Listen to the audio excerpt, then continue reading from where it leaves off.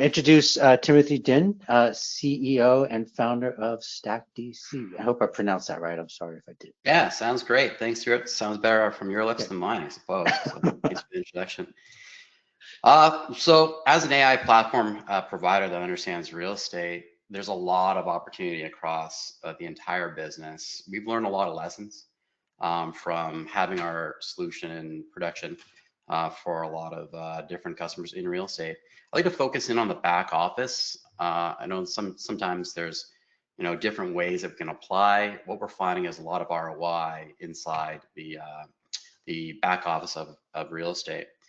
I also know a lot of sessions that I've attended and sat in on have been mostly theoretical and vague. Today, what I'd like to help do is offer you, the audience, some high ROI use cases. I saw the polls, lots of people want some concrete examples that they can take away. And so we'll talk a little bit about kind of a bit of a framework. I want to show you how we approach things, things you can implement in days, not quarters, and also with the lens of reducing manual work, improving accuracy, and enabling faster decisions. So you might have been sitting, at your desk and you hear the question come in: what's our AI strategy? The board or the executives are asking for one. And then the reality is ops needs to come up with a short list of executable moves. What are the top use cases? Where do we start? How do you measure ROI on these things? What's the risks and the controls around it? The reality for operations of the back office is there's a lot of different choices. There's a big list of different vendors. What is the ROI on the different things? Where do you start? So it's really, really difficult to prioritize what to start with, and also what's, is there still vaporware out there? Is there still a lot of hype?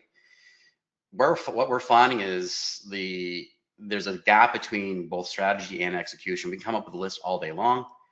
Without the execution part, that's where a lot of AI initiatives end up stalling.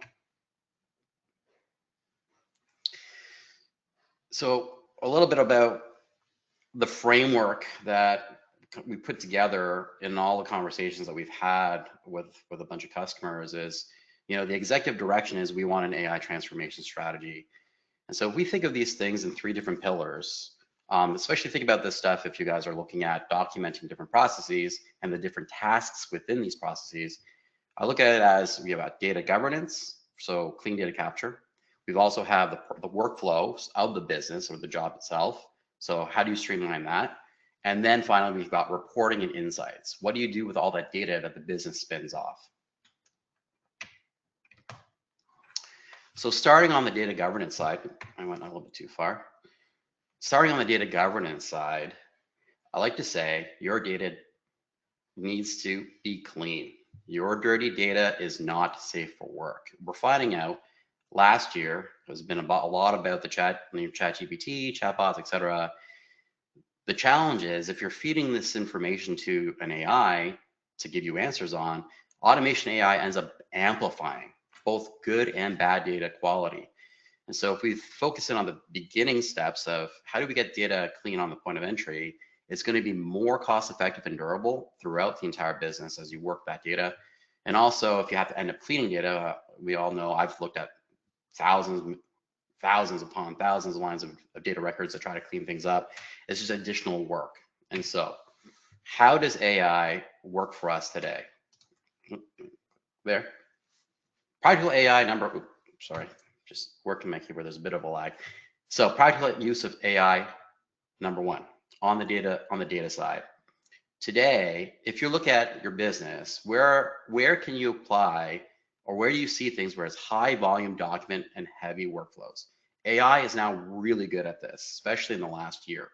So AI OCR it's an acronym that basically stands for the ability to automatically capture clean data from your documents. This is where we're seeing a lot of ROI. There's, dozens of team members that might be doing this as a big part of their day. And then that's also prone to error, and there's a lot of rework that's required. So today with AI OCR, with artificial intelligence, we're able to, within seconds, not days, within seconds, capture information and then put that into a workflow stream.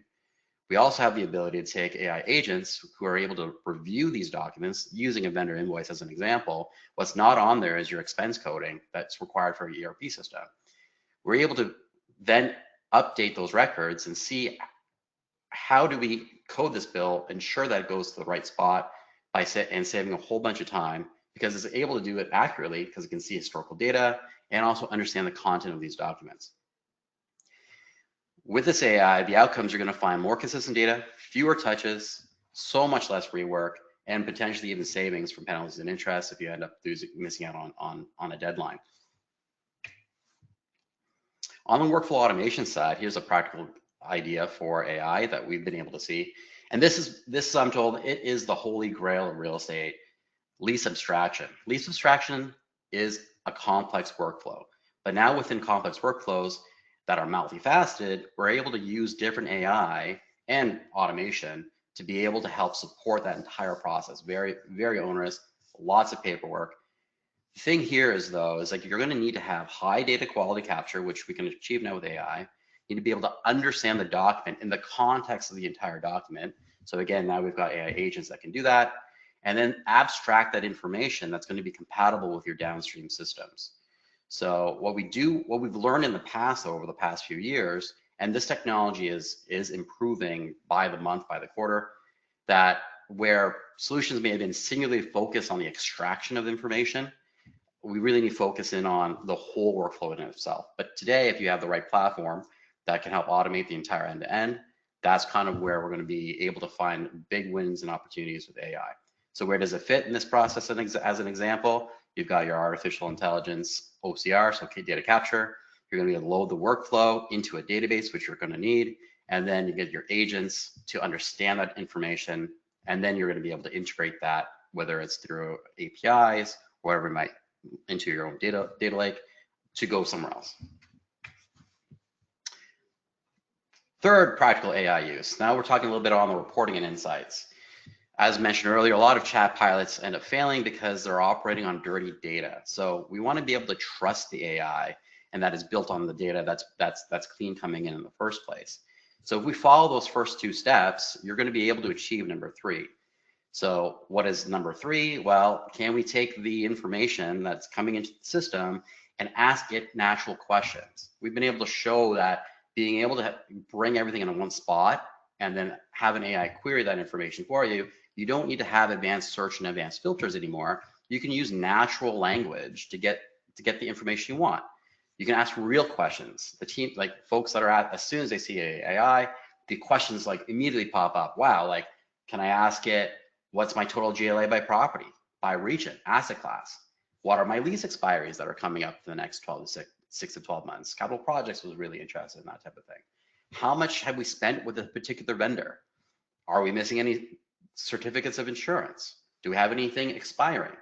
These are the types of things where it's not necessarily ad hoc reporting. If you can get somebody to build a BI report for you or something else like that, you may not need to do that. Now you can simply ask these questions, but that's the last pillar. Focusing on the first 2 is generally where you're going to get the immediate wins. The third one will naturally come. Hi, Stuart. Hey, no, that's great. Thank you very much for that. Yeah, It's no really good to learn about that. We've got about another minute. So your product is it a platform where there's different types of use cases can be built? Do you ingest the data? Just a quick high level thing of how StackDC works. Yeah, that's a really interesting question. In 1 minute. Sorry.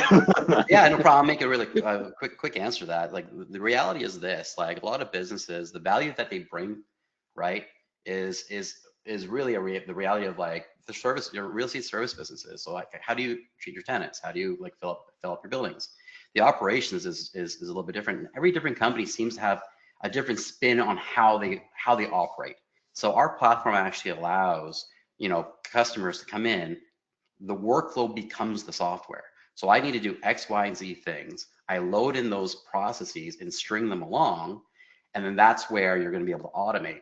What's exciting about that opportunity is like people then have to think about, are these processes even required, right? Sometimes we find like there's a process that's like being used that like Donna decided to do years ago. I'm like, well, you know what? Donna's not around anymore. Why are we still doing this? So it's an opportunity to streamline a process, understand the process, and then from there automate, whether it's AI, robotic process automation, et cetera. Okay. And then real quickly, one more about build versus buy. What do you see? What should people be asking themselves as they think through that? So it's kind of like, do you want to build an engine, or you just want to drive a reliable car, right? So I find like some folks building itself. I know you can get into the data science of things. Most of the time, data scientists and like the machine learning, I know that's part of the themes, that's already baked into the application. Folks just want to have an application and look at the outcome, right? So unless the business, in most cases, most folks would rather buy, because in building things, you end up becoming more of an inventor. And so as an inventor, it's like we build value based on our invention. If the business itself is not really about creating new invention, in most cases, real estate's not about that, then it's generally better to buy a solution. Yeah. Very interesting. No, we'll definitely, that's a good topic for continue talking about. All right. Well, thank you very much. That was great. I really appreciate your time on that. Okay, so let's been a lot of great information. Let's start with one couple things. How about ROI? So there was a question earlier about ROI. Are you seeing ROI from employee reduction? I would, the way I look at it is it's not just, you get a couple minutes or a little bit of everybody's time. It's hard. Your goal shouldn't be to replace people. Your goal should be to scale, to have people do more knowledge-based work, to get rid of friction, do more with less. But what do you guys think? Let's start with Colin and Cecilia from what you're seeing, and then move from there on ROI and how you measure and really how you look at that. So from our perspective, I think we're still too early in the game. I think that the fact that we're just coming out of this development cycle, Stuart, we're not really measuring it yet. I think that will be just a natural output once we start to see performance improvements, time allocations to complete some of these tasks. So I would suggest that I could give you a better answer in about 6 months. But because it's like everything else, we're still trying to figure it out. And then the other piece too that the other panelists have touched on is because this is evolving so quickly, like what we want to measure today may not be relevant tomorrow. So how do we really determine what is a longer term measurement, or how do we determine what metrics we want to start tracking today? And I think that's interested to hear Cecilia, because when she's talking about her committee that they use to vet these tools, sort of how that conversation evolved, because we're trying to figure some of that out as well. Yeah, for us, I mean, similarly, we don't like to frame it as the ROI would be in cutting staffing to reduce G&A. In fact, I think it will have the opposite effect and will stop innovation, right? Because people will be really afraid to even work on it, because then in the back of their mind will be, well, if I do this, and that means my job is, it's on the line. This is why the way we think about these AI initiatives is about improving efficiency, removing the mundane tasks so that you can focus on high value initiatives or work wise. And Colin, your question was, how are we looking at the ROI? Was that the question? Just as it comes up as part of your vetting, and it sounds to me like you look at it from an efficiencies perspective, so you don't stifle that innovation. Correct. And so so it's interesting, the way we ask people to come up with solutions is not just to say, this is what I want. We really have a thought out template where they have to think about, okay, this is what I want because it allows us to do X, it improves our timing by Y, right? So it's actually we try to make it measurable. Oftentimes something tangible if possible, like time is tangible. I don't think that we're at a point where we can say it's going to save us X amount of dollars just yet, or at least people are still hesitant to say that. But I do believe that we are en route to be able to say stuff like that. So, for example, Lauren had mentioned one of the use cases that we're exploring. It's working on an abstraction that the what, right, is the abstraction piece, but then the piece that is missing is the so what, right? So what are we doing with that data that's going to enable us to save X, right? And what we found in some of the use cases that potentially, it's about risk mitigation, right? And so it's not that immediately we're going to see savings of X, it's more than we're going to be mitigating the risk of losing X. The risk mitigation, yeah, I mean, because even it's a good point. There's just a question about you guys, measuring anything besides, time, and risk is a great one. I love that, really. And decision acceleration, I think, is an important one. Again, AI augments, which you can augment what you do, doesn't necessarily replace, but you might do more deals, right? And right now you might only be able to do 2 deals a week, or whatever that number is. You can do that much more thought process around that knowledge value work. Anybody else have any comments on just ROI and your customers? Yeah. I mean, I think if I'll go. I think if you can measure what's happening today, you're then it becomes a lot easier.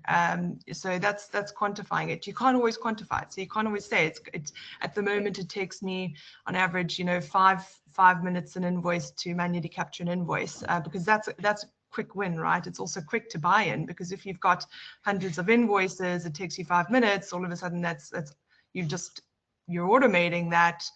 Maybe it takes you 30 seconds to review it. There's a lot of that's very tangible.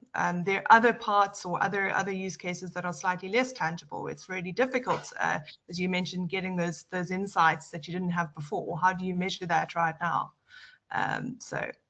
Yeah. So some kind of measurement, right? It doesn't necessarily, even just acceleration is a measure. Exactly. If you have some kind of starting point. Yeah. Tim, Andy.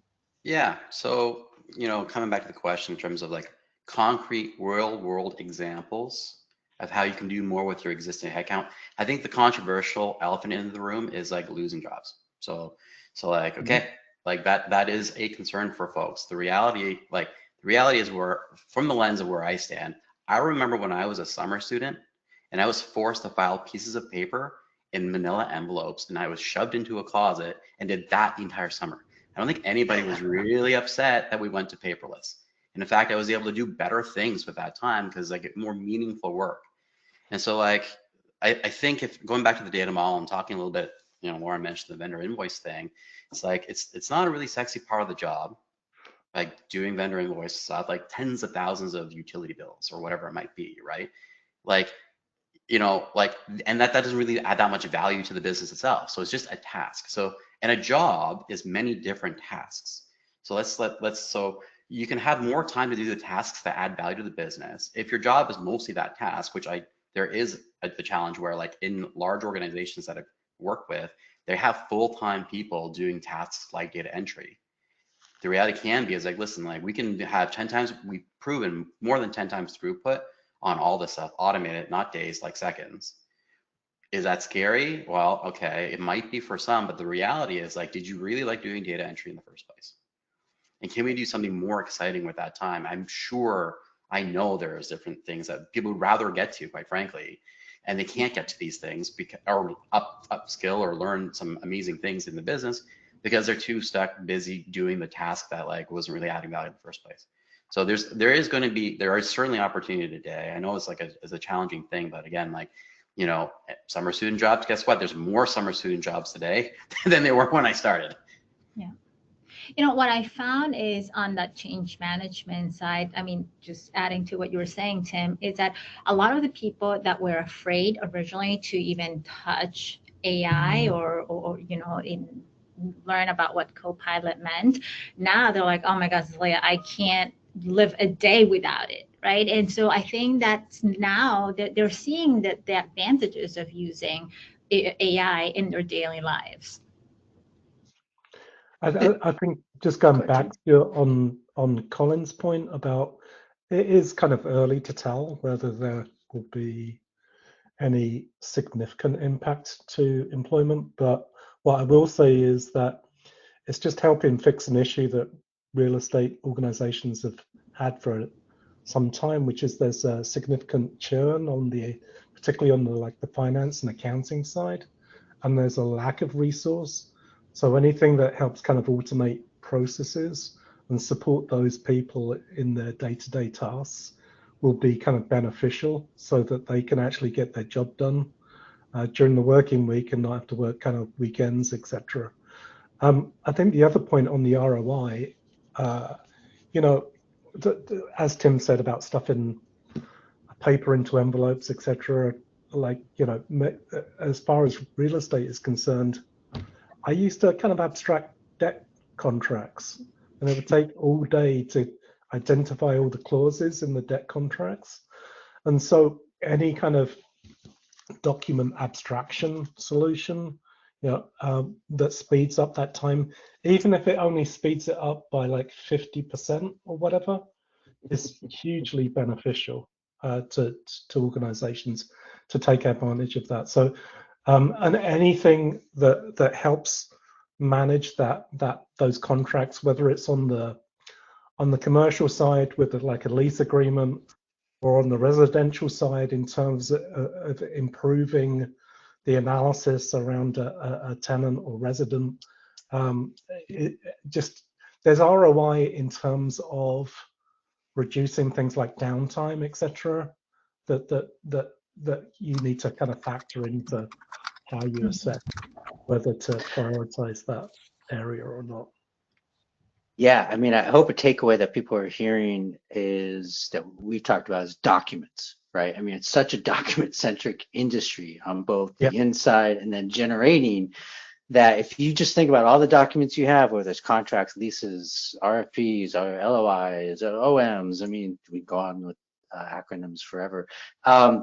There's a lot of use cases there. It's low-hanging fruit on most. What about, to everybody, experimentation? So this is kind of thing where I've seen firms struggle, where you spend a good amount of time experimenting, but then getting to real production seems to be a hurdle, right? Or getting past pilot. Maybe Colin and Celia, you guys can start on, you know, what you've seen and learned from that, and then the rest also. I'm going to let Cecilia start. I started the last one, so we'll kick it over there today. All right, so experimentation. We've definitely tried both platforms, ready-made platforms versus building our own. I think that Tim, Lauren, and you guys have done a great job kind of laying out, you know, the pros and cons, which we have done internally. What I found, you know, lessons learned is that, yeah, initially very early in the process, and let's just be mindful, right? AI is changing so fast, right? It's like by the week something else new is coming up, or like, you know, what you thought was a good decision, now all of a sudden it's changed. But you know, earlier on in the process, we're like, you know what, we are not a developing house. Our preference was to buy something that was ready-made, and you know, in exploring, we found that there's, you know, very promising tool, but also those companies that are building these tools are also in the evolution in that journey. So, you know, so like I think it would be, it's a little bit unreasonable to think that today there's gonna exist a platform that's gonna solve all your problems. Like, if you are gonna choose to buy a platform, know that it's not going to be perfect, because even when you build it in-house, it's still not going to be perfect, and you're going to have to go through that evolution process. And so, you know, the thing here is, and our lesson was, if you're going to try, but if it's going to fail fast and move on. Colin, I mean, anything else? Yeah, I think the other thing is start small. Like, you know, everybody, you read the hype cycle with AI, and it's, oh, look at, the latest with regard to Claude and the code, or you look at, Azure, DevOps and what Copilot can do with GitHub and all that. Like, you're talking a very small percentage of the AI universe is these really complex, meaty problems. So start small, like find something that, again, Lauren said, if you're processing an invoice that takes 5 minutes, great. Find something that takes 10 minutes. Automate that. See what happens, because what will happen is you then almost will start talking to the person who you have lunch with, or the person who sits across the hall from you, or the person who's on different team, same team as you, but in a different region. And all of a sudden they're gonna be like, hey, what about this? And what about that? And then so before you know it, this small little idea that you started with is going to grow and it's going to expand. And so I think that's that innovation level that, Cecilia is talking about. And we're seeing that here. We're seeing it in, as I said, different places, like our engineering team, as an example. They're saying, how can I start to look at blips in my BMS system because I've got 20 years of data that may impact a chiller? Mm-hmm. We would have never come up with that use case here. And the other piece too is you look at I was having this conversation with our VP of engineering here in Boston. The next generation of engineers that are coming into the building, yes, there's an element of a traditional engineer of, I have to learn how to, fix a boiler, but they're also coming in with advanced computer skills, data skills. And so now all of a sudden their roles are changing. So how do we enable and support those roles as it relates to data inside of a fixed asset? It's changing so quickly. Everybody knows it. It's just fascinating what is going to happen. I think over the next, you can't even use years anymore. You have in the next week. Yeah. It's just, but you think of it, one of the things that we're discussing as part of our use cases is how do I start up a building? How do I effectively start up a building with all the data that I have with regard to sensors, space, occupancy, vacancy, weather factors? I mean, the list goes on and on and on. Yeah. And then what is we didn't get into we didn't even get into OT. I mean, that was just that's another whole right. element. Everything you just did. Yeah, it's fascinating. It's fascinating. So I think ultimately you need to solve a need.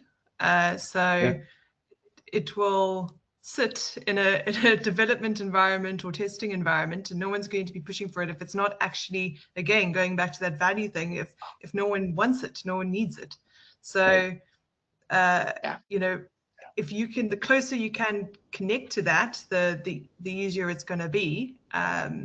If you're sitting in isolation and you're creating, you're trying to get a chat onto a data warehouse, and you don't necessarily know like what questions you're trying to answer. It's just, we want this chatbot on top of some data. It's difficult to go live with that and have that be a success. You need to have a very good understanding of the problems that you're trying to solve. Right. If it's not solving a problem, it's just going to die, and that excitement is just not going to follow, because to me winning is contagious. So like when one department sees that another team is leveraging AI and is having success, the other department is just knocking on the door and like, oh, what about this, right? And I think that's how for us it's worked well. There aren't many discussions where you're like, hey, we got to stop. There's we could keep going on for so much. And I hope to see you guys at Realcomm and be able to talk through this more, because we can go on for hours. Thank you, panelists. Thank you, audience, for attending. This was great, and love to continue the conversation more another time. Thank you all very much. Appreciate it. Thanks, Stuart. Thank you. Take care. Bye-bye. Bye-bye.